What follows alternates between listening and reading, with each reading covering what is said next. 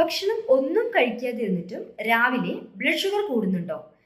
ഇത് പലർക്കും കൺഫ്യൂഷൻ ഉണ്ടാക്കുന്ന ഒരു കാര്യമാണ്. ഞാൻ ഡോക്ടർ ശ്രുതി.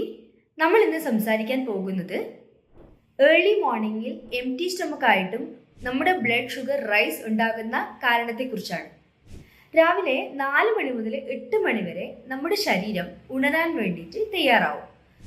ചില ഹോർമോണുകൾ ഈ സമയം നമ്മുടെ ബോഡി റിലീസ് ചെയ്യും. For example cortisol, glucagon, growth hormone, adrenaline.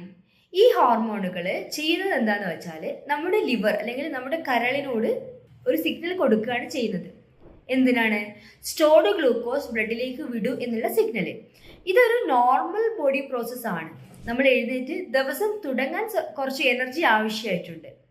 So ചില പേഷ്യൻസിൽ, ഫോർ എക്സാമ്പിൾ ഡയബറ്റീസ് പേഷ്യൻസ് അല്ലെങ്കിൽ ഇൻസുലിൻ റെസിസ്റ്റൻസ് ഉള്ളവരിൽ ഇൻസുലിൻ ശരിയായി വർക്ക് ചെയ്യാത്തതിനാൽ ഈ ഗ്ലൂക്കോസ് കൺട്രോൾ ചെയ്യാൻ പറ്റാണ്ട് വരും. അതിനാൽ ഭക്ഷണം കഴിക്കാതെ തന്നെ ഫാസ്റ്റിംഗ് ഷുഗർ കൂടിയിട്ട് കാണിക്കും.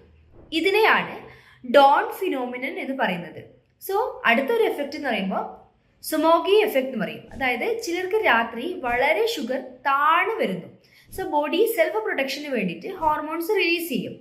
അതിൻ്റെ റിസൾട്ടായിട്ട് രാവിലെ ഷുഗർ വളരെ കൂടുതലായിട്ട് കാണിക്കും.